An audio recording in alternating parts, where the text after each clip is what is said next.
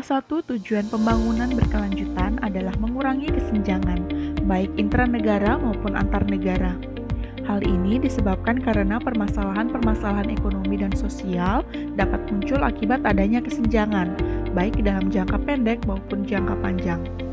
Selain itu, kesenjangan antar wilayah saat ini juga masih menjadi permasalahan ekonomi di Indonesia.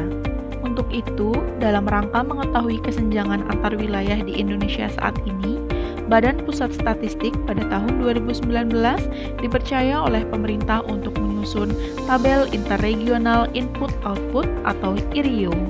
Tabel IRIO merupakan uraian statistik dalam bentuk matriks yang mengukur transaksi yang terjadi antar kegiatan ekonomi dan antar wilayah, baik dari sisi penyediaan barang dan jasa maupun permintaannya pada suatu periode waktu tertentu. Awalnya, untuk memenuhi kebutuhan para perencana dan pengambil kebijakan pembangunan ekonomi Indonesia, maka perlu dilakukan penyusunan alat analisis yang komprehensif menggambarkan aliran produksi, konsumsi, dan distribusi, yaitu melalui tabel input-output atau I/O. Tabel input-output berperan dalam menganalisis keterkaitan antar industri di satu wilayah. Permasalahannya, tabel I/O regional hanya mampu mendeteksi keterkaitan wilayah dalam regional yang bersangkutan dan belum mampu mendeteksi keterkaitan antar regional atau spasial, domestik, dan luar negeri. Untuk itu, perlu dikembangkan tabel I/O yang cakupannya lebih luas lagi, sehingga bisa menangkap keterkaitan antar wilayah, seperti tabel interregional input-output atau IRIO.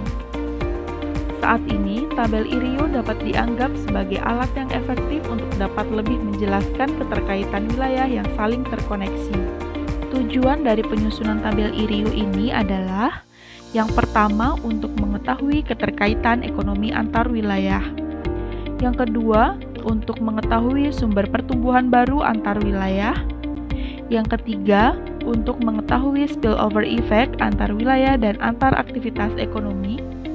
Dan yang keempat, sebagai bahan pendukung untuk merumuskan kebijakan kewilayahan. Seperti halnya kerangka tabel I/O tunggal, tabel IRIO pun dibedakan menjadi dua kelompok permintaan, yaitu permintaan antara dan permintaan akhir yang terdiri dari konsumsi rumah tangga, konsumsi pemerintah, PMTB, inventory, dan ekspor luar negeri. Tabel IRIO dapat memberikan gambaran pola penyediaan dan permintaan barang dan jasa antar wilayah untuk mempermudah analisis kebutuhan, seperti rantai pasok, impor, dan kemungkinan substitusinya, sehingga dapat melakukan perumusan kebijakan yang sesuai. Tabel IRIO dapat memberikan gambaran teknologi produksi atau koefisien input, barang dan jasa antar wilayah.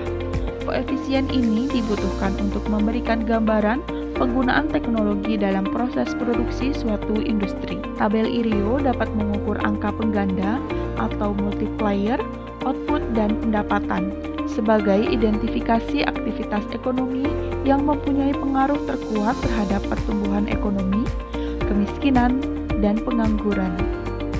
Angka ini biasanya digunakan sebagai salah satu input dalam kerangka modeling untuk simulasi berbagai skenario kebijakan. Tabel IRIO juga bermanfaat untuk menganalisis dampak perubahan permintaan terhadap sistem penawaran barang dan jasa, atau sebaliknya. Selain itu, tabel IRIO mampu memberikan informasi yang menunjang analisis ekonomi lainnya.